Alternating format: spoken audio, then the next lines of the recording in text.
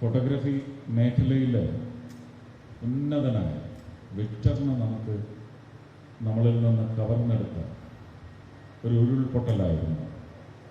ആ ഉരുൾപൊട്ടൽ സംഭവിക്കുമ്പോൾ ഞാൻ അതിന് താഴെ വാഗമണ്ണിൽ ലേലം എന്ന് പറയുന്ന സിനിമയുടെ ഷൂട്ടിങ്ങിൽ പങ്കെടുത്തുകൊണ്ടിരിക്കുകയാണ്. ഞങ്ങൾ തിരിച്ച് മാതാവിൻ്റെ, ആ സിനിമയിൽ തന്നെ ആദ്യത്തെ ഷോട്ടിൽ കാണിക്കുന്ന മാതാവിൻ്റെ ഗ്രോട്ടോയുടെ മുന്നിൽ കൂടി കടന്നു വരാൻ സാധാരണ എടുക്കുന്ന 1.5 മണിക്കൂറിൽ നിന്ന് വ്യത്യസ്തമായി ഏതാണ്ട് 3.5-4 മണിക്കൂർ എടുത്തു. അവിടെ എല്ലാം ചെറിയ ചെറിയ മണ്ണിടിച്ചിലുണ്ടായി റോഡിലേക്ക് വീണ് കിടക്കുകയായിരുന്നു. 2018 കേരളത്തിലെ ഏറ്റവും വലിയ വെള്ളപ്പൊക്കം 31-നും 3-നും ഇടയ്ക്കുണ്ടായി. കൃത്യം വർഷം എനിക്ക് ഓർമ്മയില്ല. ആ വെള്ളപ്പൊക്കത്തിന് ശേഷം ഉണ്ടായ ഏറ്റവും വലിയ മനുഷ്യന്റെ ജീവനെയും ജീവിതത്തെയും ചോദ്യം ചെയ്യുന്ന വെള്ളപ്പൊക്കമാണ്. എൻ്റെ അടുത്ത് ഇപ്പോഴും റെക്കോർഡുണ്ട്. ഓഗസ്റ്റ് 15-നാണ് കോഴിക്കോട് അടക്കമുള്ള പ്രദേശങ്ങൾ വെള്ളത്തിന് അടിയിലാവാൻ തുടങ്ങിയത്. നിർദ്ദേശം എന്തായിരുന്നു എന്നറിയാം. Violent possibilities of cloud burst, unpredictable, unprecedented rainfall catchment areas to be kept empty to contain the excessive rainfall and the water due to that rainfall. വെള്ളം പറഞ്ഞുവിട്ടാൽ നമുക്ക് കറണ്ടില്ലാതാവും. ജീവിതമേ ഇല്ലാതായി സർ. ഇന്നും ആ ഇല്ലാ ജീവിതത്തിൽ നിന്ന് കരകയറാത്ത ഒരുപാട് കുടുംബങ്ങളുണ്ട്. തൃശ്ശൂരുണ്ട്, മാളയിലുണ്ട്. പുതിയ വീട് വെക്കാനായിട്ട് പണം കൊടുത്ത് വീടായ കുടിയിൽ വെച്ച് ആ വെള്ളത്തിന്റെ നനവ് ഇപ്പോഴും മതിലിന്റെ ടെറസ് വരെ എത്തി നിൽക്കുന്ന ട്രസ് വർക്കിലേക്ക് തുരുമ്പ് പിടിപ്പിക്കുന്ന തരത്തിൽ നനവെത്തുന്ന വീടുകൾ ഉണ്ടാക്കി കൊടുത്തിട്ടുണ്ട്. ഇത് ചെയ്തതാരും എഞ്ചിനീയേഴ്സ് അല്ലേ? ഇതിനൊന്നും ഒരു ഇന്റർമീഡിയറ്റ് ഇൻസ്പെക്ഷൻ ഇല്ല. പഞ്ചായത്തിലെല്ലാം സെക്രട്ടറി ഉണ്ടല്ലോ. അവരൊരു സംഘത്തിനെ അയച്ച് ഈ വീടുകൾ പണിത് കൊടുത്തപ്പോ ഇതൊന്നും ഇൻസ്പെക്ട് ചെയ്തില്ല. എവരെയൊക്കെയാണ് സത്യത്തിൽ പട്ടാളത്തിനെ ഒക്കെ അടക്കി കൊടുക്കുന്നത്? ജനങ്ങളുടെ പണം, ചുങ്കപ്പണം പിരിച്ച് ശമ്പളം പറ്റുന്ന ഉദ്യോഗസ്ഥൻ അതിന്റെ അവസാനത്തെ പെനി വരെ അവൻ ജോലി ചെയ്താൽ മതിയാവും. ആ ജോലി ചെയ്യിക്കുന്നവനായിരിക്കണം ഭരണകർത്താവ്. അല്ലാതെ അപ്പൊ തന്നെ എന്റെ യൂണിയൻ, അവരുടെ യൂണിയൻ അങ്ങനെ വിചാരിക്കുന്നവരാകരുത് ഭരണകർത്താക്കൾ. ജനങ്ങളുടെ ഒരു യൂണിയൻ ഉണ്ടെങ്കിൽ അവരുടെ ലീഡറായിരിക്കണം ഭരിക്കുന്ന, തെരഞ്ഞെടുക്കപ്പെടുന്ന ഓരോ വ്യക്തി. അതാണ് അന്തസ്സുള്ള ജനാധിപത്യം. കുമ്പാരികളിലേക്ക് ഞാൻ തിരിച്ച് വീണ്ടും വരുന്നു. അന്ന് ഡാമുകൾ കാലിയാക്കിയിരുന്നെങ്കിൽ പോലും 97-ൽ ഞാൻ ഓടി നടന്ന്, നയനാർ സഖാവ് എൻ്റെ വലിയച്ഛനെ പോലെ തന്നെയാണ് എനിക്ക് ഇപ്പോഴും.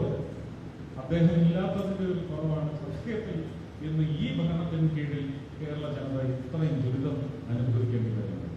അദ്ദേഹം കിടക്കയിലാണെങ്കിൽ പോലും ജീവനോടുണ്ടായിരുന്നെങ്കിൽ ഈ സമ്പ്രദായം അച്ചടക്കുന്ന കമ്മ്യൂണിസ്റ്റുകാരനായിരുന്നു. ഇന്ത്യയിലെ ആദ്യത്തെ കമ്മ്യൂണിസ്റ്റുകാരനായിരുന്നു. അത്രയ്ക്ക് വിശ്വാസമാണ്. അദ്ദേഹത്തിനോട് പോയി പറഞ്ഞത്, അദ്ദേഹത്തിന്റെ മന്ത്രിമാരോട് പറഞ്ഞതാണ്. ജലവിഭവ വകുപ്പ് മന്ത്രി, വിദ്യുച്ഛക്തി മന്ത്രി എല്ലാവരെയും കണ്ട് പറഞ്ഞതാണ്. ഏതാണ്ട് 40 മുതൽ 60% വരെ ഓരോ ഡാമിന്റെയും, വലുതും ചെറുതുമായ ഡാമുകളുടെയും കാച്ച്മെന്റ് ഏരിയയിൽ ചളിയാണ് കെട്ടിക്കിടക്കുന്നത്. ആ ചളിയുടെ സ്ഥാനത്ത് അത്രയും ഇനി അതിനകത്ത് തന്നെ ഔഷധ വീര്യമുള്ള ചളിയും നമുക്ക് ചികിത്സയ്ക്ക് ആവശ്യമായ ആ മണ്ണും ഡാമിനടിയിലുണ്ട്. ഒരു ചളി കെട്ടിക്കിടക്കാനല്ലല്ലോ നമ്മൾ ഡാം ഉണ്ടാക്കിയത്. അതിനകത്ത് കളക്ട് ചെയ്യപ്പെടുന്ന അവസാനത്തെ തുള്ളി ജലവും നമ്മളുടെ ഉപയോഗത്തിലേക്ക് വരണം.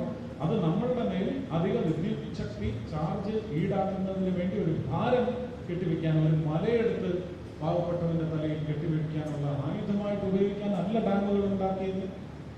ഹൈഡ്രോ ഇലക്ട്രിക് പ്രോജക്ട്സ് ആണെങ്കിൽ അങ്ങനെ. അത്യാധുനിക രീതികളുണ്ട് ഇത് കണ്ടുപിടിക്കാൻ. എത്ര ആഴത്തിൽ ചളിയുണ്ട്, ആ ചളിക്ക് തന്നെ പല ഗ്രേഡുകളുണ്ട്. അരിവുള്ള ചളിയുണ്ട്, അതെന്തിനും ഉപയോഗിക്കാം. ഇത് മുഴുവൻ നമുക്ക് ഇതിന്റെ ഇത് നമുക്കിന്ന് അവിടെ നിന്ന് കോരി എടുക്കണമെങ്കിൽ സംവിധാനങ്ങൾ അവിടെ തന്നെ പ്രാദേശികമായിട്ട് ഓരോ ഡാമിന്റെ കാഷ്മെന്റ് ഏരിയയിലും ഈ മെഷീൻ ഉണ്ടാക്കി നമുക്ക് അവിടെ നിന്ന് സക്കേഴ്സ് വെച്ച് വലിച്ചെടുക്കാവുന്നതാണ്. ഇത് വിപണിയിൽ ഇറക്കി ഈ മാസപ്പടിയുടെ ഒന്നും പിന്നാലെ പോവാതെ ആ ചളി മുഴുവൻ കോരിയാൽ ഈ കുമ്പാരികൾക്കും ഓട് കമ്പനികൾക്കുമുള്ള ചളിയും അതിനകത്ത് നിന്ന് കിട്ടും. ചികിത്സയ്ക്ക് ആവശ്യമായ ഔഷധ വീര്യമുള്ള പല മരവേരുകളും വേരുകളും തഴുകി വരുന്ന ജലം കൊണ്ടുവരുന്ന ചളിയെല്ലാം നമുക്ക് ഉപയോഗിക്കാൻ സാധിക്കുന്നതാണ്. എനിക്ക് തോന്നുന്നത് ശ്രീധരൻ സാർ ഇതിന് വിപുലമായ കേരള പ്രോജക്റ്റ് ഉണ്ടാക്കണം. Clear and take off the danger dam institutions. ഞാൻ അവസാനിപ്പിക്കണമെന്ന് എൻ്റെ ജീവിതത്തിൽ ആദ്യമായിട്ട് ഈ വേദിയിലാണ് അവിടെ ഇങ്ങനെ കൈ കാണിച്ചത്. എൻ്റെ ജീവിതത്തിൽ ആദ്യമായി. അതുകൊണ്ട് ഞാൻ അനുസരിച്ചു. റെയിലിനെ സംബന്ധിച്ചിട്ട് നോ കർവ് റോഡാണ് മോദിയുടെ ഡെവലപ്മെന്റ്. നോ കർവ് റോഡ് നമ്മളത് മാക്സിമം മറ്റെല്ലാ സംസ്ഥാനങ്ങളിലും പരിപാലിച്ചിട്ടുണ്ട്. ഇവിടെ ചില പ്രത്യേക വിഭാഗ പ്രീണനം ഉള്ളത് കൊണ്ട് കേവുകൾ ഉള്ള റോഡുകൾ ഉണ്ട് ഇപ്പോഴും. പക്ഷെ സാരമില്ല, എന്നാലും ആൾക്കാർക്ക് ആ കേവൊക്കെ എടുത്ത് വരാൻ പറ്റും. റോഡിൽ അത്രയും സ്പീഡിംഗ് ഒന്നും വേണ്ട. ആ കേവുകളൊക്കെ ഒരു പരിധി വരെ നല്ലതാണ്. പക്ഷെ റെയിലിനെ സംബന്ധിച്ച് വന്ദേ ഭാരതിന് അതിൻ്റെ പൂർണ്ണമായ നിർവഹണം കേരളത്തിൽ മാത്രമാണ് നൽകാൻ കഴിയുക.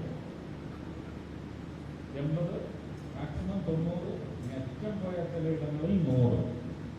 അതിൽ കൂടുതൽ സ്പീഡ് ടേക്ക് ഓഫ് അനുവദിക്കുന്നില്ല. Lack of space, lack of comfort zones in railway platforms or stations, railway yards. പലപ്പോഴും ഞങ്ങൾക്ക് വന്ദേ ഭാരത് വേണ്ട, ഞങ്ങൾക്ക് ഷട്ടിൽ ട്രെയിൻ ഇവിടെ ഓടിയാൽ മതി എന്ന് പറയുന്ന ഒരു കമ്മ്യൂണിസം കൂടി കേരളത്തിൽ ഇടയ്ക്ക് പണിയെടുക്കും. ആലപ്പുഴ വഴി വേണ്ട എന്ന് പറഞ്ഞു അല്ലേ? എന്ത് മര്യാദയാണപ്പോൾ ഒരു സംവിധാനത്തോട് ഒരു രാഷ്ട്രീയ പ്രത്യയശാസ്ത്രത്തിനോട്? ഇതെല്ലാം ചോദ്യം ചെയ്യപ്പെടേണ്ട കാര്യങ്ങളാണ്. മെട്രോ റെയിൽ പാലക്കാടല്ല കോയമ്പത്തൂർ വരെ പോകണമെന്ന് ഞാൻ പറയും. കൊച്ചി മെട്രോ ആയി തന്നെ ഓടണം. എവിടെയാണ് അതിനകത്ത് വിഡിത്തത്തിന്റെ? 2 കാര്യങ്ങളിലില്ല. ഒന്ന്, ഇദ്ദേഹം തുടങ്ങി വെച്ച ഡൽഹി മെട്രോ ഇന്ന് 3 സ്റ്റേറ്റുകളാണ് ടച്ച് ചെയ്യുന്നത്. ഇല്ലെങ്കിൽ ആ കാര്യം പറയട്ടെ. Delhi Metro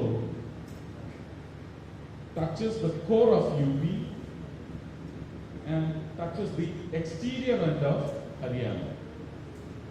പിന്നെന്താ കൊച്ചി മെട്രോയ്ക്ക് തമിഴ്നാട് വരെ ഒന്ന് പോയി വന്ന? എന്തായിരുന്നു മെട്രോയുടെ അടിസ്ഥാനപരമായ ഉദ്ദേശം? To take away the heaviness of pollution. ഇല്ല സാർ, ആ പൊല്യൂഷൻ കുറഞ്ഞാൽ തൃശ്ശൂരിൽ നിന്ന് പോകുന്നയാൾ അല്ലെങ്കിൽ കളമശ്ശേരിയിൽ നിന്ന് അങ്കമാലിയിൽ നിന്ന് പോകുന്നയാൾ കാർ കൊണ്ടിരുന്ന ആലുവ സ്റ്റേഷനിൽ ഇട്ടിട്ട് മെട്രോയിൽ കയറി പോവുക സാർ? പാലിയക്കര ഒരുപാട് തരിശു ഭൂമി കിടപ്പുണ്ട്. ഇതെല്ലാം വിപുലമായ പാർക്കിംഗ് ഗ്രൗണ്ട് ആവുകയാണെങ്കിൽ തൃശ്ശൂർ ടൗണിൽ നിന്ന്, ഗുരുവായൂർ ടൗണിൽ നിന്ന്, കുന്നംകുളത്ത് നിന്ന് ആൾക്കാർ കാർ കൊണ്ടുവന്ന് ആ പാർക്കിംഗ് ഗ്രൗണ്ടിൽ വണ്ടി ഇട്ടിട്ട് അത് കഴുകിയിടാനും മെയിൻ്റനൻസ് ഉണ്ടെങ്കിൽ അത് ചെയ്യാനും പെയിന്റ് ചെയ്യാനുള്ള വർക്ക്ഷോപ്പുകൾ വരും. എത്രയാണ് ജോബ് ഓപ്പർച്യൂണിറ്റി വർദ്ധിക്കുന്നത്? ഇനി ഒരു കാരണവശാലും നെല്ല് കൃഷി ചെയ്ത് കാശുണ്ടാക്കാൻ പറ്റില്ല എന്ന് വിചാരിക്കുന്ന ആ തരിശു ഭൂമിയുടെ ഓണർക്ക് പാർക്കിംഗ് വഴി എത്ര പണമാണ് വരുന്നത്? അതിന്റെ ചുങ്കം പിരിക്കുന്ന കോർപ്പറേഷൻ എത്ര പണമാണ് വരുമാനം വരുന്നത്? പിന്നെ എന്തുകൊണ്ട് മെട്രോ വന്നത്? ഇതൊക്കെ അതിന്റെ സെൻസിബിലിറ്റീസ്. ഇനി അതൊരു വിഡ്ഢി ചിന്തയല്ല എന്ന് സ്ഥാപിക്കാൻ നിങ്ങൾ മനസ്സിലാക്കേണ്ടത്, ഒന്ന് പുറകോട്ട് പോയി ബഡ്ജറ്റ് സെഷനിൽ ശ്രീമതി നിർമ്മല സീതാരാമന്റെ പ്രസംഗം നിങ്ങൾ ഒന്നുകൂടി കേൾക്കണം. ഇന്ററിം ബഡ്ജറ്റിൽ പറഞ്ഞിരിക്കുന്നത് extension of existing metro rail systems എന്ന് പറഞ്ഞാൽ കേരളത്തിന് വേണമെങ്കിൽ ശ്രീധരൻ സാറിനെ കൊണ്ട് തിരിച്ച് ഇരുത്തിയാൽ അത് ചിലപ്പോൾ തിരുപ്പൂരി വരെ പോകുന്ന ഒരു മെട്രോ റെയിലായി മാറും. അതുവഴി നമ്മുടെ എയർ ക്വാളിറ്റി ഇൻഡെക്സിൽ എത്ര ആഴത്തിലുള്ള മാറ്റം വരും. ഇനി ഇതങ്ങോട്ട് കായംകുളം വരെ ആവാം. ആലപ്പുഴയ്ക്ക് ടൂറിസം ഫെസിലിറ്റേഷൻ എന്ന് പറഞ്ഞ് നമുക്കിന്ന് യാതൊരു സൗകര്യമില്ല. ഇനി വരാൻ പോകുന്ന ഒരു നാഷണൽ ഹൈവേ മാത്രമാണ്. അവിടെ 39 വർഷമായിട്ട് തളർന്നു കിടന്ന രോഗിയായിരുന്നു അവിടുത്തെ ബൈപ്പാസ്. അത് പൂർത്തീകരിക്കാനും കെ.സി. വേണുഗോപാലിനും സാധിച്ചില്ല, VM സുധീരനും സാധിച്ചില്ല, സോണിയാഗാന്ധിക്കും സാധിച്ചില്ല, ഇന്ദിരാഗാന്ധിക്കും സാധിച്ചില്ല. അത് നരേന്ദ്രമോദിക്ക് മാത്രമാണ് സാധ്യമായത്. ഇല്ലെങ്കിൽ ഇവിടെ വെച്ച് പറയണം, ഇവിടെ കോൺഗ്രസ്സുകാരുണ്ടെങ്കിൽ ഇപ്പൊ പറയണം. അല്ലെന്ന് കൊല്ലം ബൈപ്പാസ് ക്ഷയിച്ചു കിടന്നതാണ്. 41 വർഷമെടുത്തു. ഒരു റോഡ് വരുന്നത് വികസനമല്ല എന്ന് പറഞ്ഞോളൂ. പക്ഷെ അത് അവിടുത്തെ പ്രദേശത്തെ അല്ല, ഈ സംസ്ഥാനത്ത് പല കാര്യങ്ങൾക്കും ആശ്രയിക്കുന്ന ഒരു മനുഷ്യ സമൂഹത്തിന് അത് ഗുണപ്പെട്ടില്ല എന്ന് പറയാൻ ഏതെങ്കിലും എതിർ രാഷ്ട്രീയത്തിലുള്ള ചങ്കൂറ്റമുള്ള ഒരാളുണ്ടോ? ചിന്തിക്കും. എനിക്ക് അത്രയും പറയാം. സ്നേഹം, നമസ്കാരം.